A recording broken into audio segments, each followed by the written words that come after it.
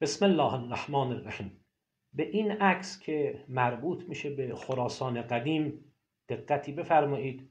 باید توضیحاتی رو در موردش خدمتتون عرض کنم.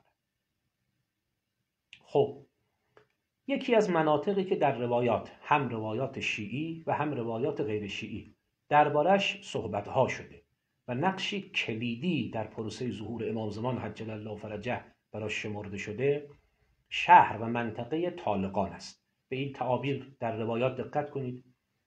گنج خداوند از طالقان دین خدا را زنده می کند. خداوند گنجهایی در طالقان دارد که طلا و نقره نیستند، بلکه مردان مؤمنی هستند که خدا را به درستی می شناسند و آنها یاوران مهدی می باشند. 24 نفر از یاران خاص امام زمان عجل الله فرجه از طالقان هستند. مردانی همانند پاره‌هایی از آهن هستند، جنگاور، قوی، نترس. خلاصه تعریف و تمجیدها. سوال پیش میاد که منظور کدوم طالقانه؟ چون ما 2 تا طالقان داریم. یک طالقانی که در منطقه خراسان قدیم بوده و الان در افغانستان فعلی است. 2 طالقانی که در منطقه جبال قدیم بوده و الان در استان البرز نزدیک کرج. منظور کدوم طالقانه؟ برخی ها گمان میکنند، تحقیق کافی هم نکردند، اصرار هم دارند که منظور از طالقان مهم طالقان استان البرز خودمونه. در صورتی که وقتی روایات رو واکاوی میکنیم و دقت به خرج میدیم، ببینیم نه، منظور طالقان افغانستان است، طالقان خراسان.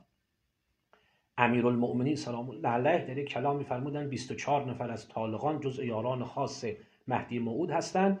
اینها همانهایی هستند، دقت کنید، اینها همانهایی هستند که پیامبر اکرم صلی الله علیه و آله فرمودند در خراسان گنجهایی هستند که طلا و نقره نیستند، بلکه مردانی هستند که خدا و رسولش آنها را جمع کردند.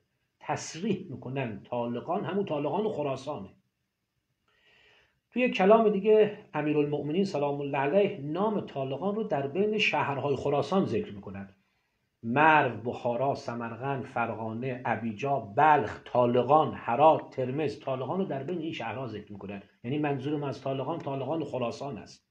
یه جای دیگه امام صادق سلام الله علیه وقتی اصحاب امام زمان عجل الله فرجه رو نام میبرن که هر کدوم از چه شهرهایی میان، طالقان رو در ضمن شهرهای خراسان بیان میکنن. مرو، باورد، طوس، ولایت فاریاب که الان در افغانستان، طالقان، سجستان، غور، نیشابور.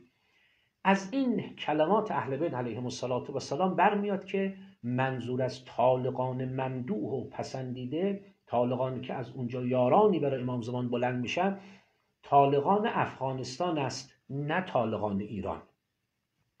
نکته بعدی بحث شعیب ابن صالح. این شخص سردار و فرمانده سپاه خراسانی هاست. قبل از ظهور امام زمان عجل الله فرجه خروج میکنه. فردی صحیح العقیده است، از او هم تعریف و تمجید شده. بعدی که امام زمان عجل الله فرجه ظهور بفرمایند، جزو سرداران و فرماندهان لشکر حضرت هم میشه. این شخص هم خروجش از خراسان قدیمه، نه از ایران. در روایات شیعه داریم امیرالمؤمنین سلام الله علیه میفرمایند شعیب ابن صالح از بطن طالقان خارج میشود. امام صادق سلام الله علیه میفرمایند امیر و فرمانده مردان جنگاور طالقان شعیب ابن صالح است. این 2 روایت دارن میگن شعیب ابن صالح از طالقانه، ولی یک روایت داریم از امام سجاد سلام الله علیه که آقا میفرمایند شعیب ابن صالح از سمرقند خروج میکنه. اگر این هم باشه باز فرقی نمیکنه، سمرقند در خراسان قدیم و در نزدیکی‌های طالقانه. فقط البته اینو دقت کنید، تو یک متن که روایت هم نیست، در منابع شیعه هم نیست، آمده که شعیب ابن صالح از ری خروج میکند. منتها مشکل داره. اولا تو منابع شیعی نیست و از معصوم هم نقل نشده، روایت نیست. ثانیاً منابع شیعی مطلبی خلاف با اون ذکر میکنه، لذا اینو میگذاریم کنار، برای ما قابل استناد نیست. خلاصه بحثم اینه، نقطه آغازین قیام خراسانی ها که زمین ساز مهم ظهور امام زمان عجل الله فرجه هستند ایران نیست، بلکه مناطق شرقی تر از ایران و خراسان قدیم است. چشممون به اون مناطق باشه.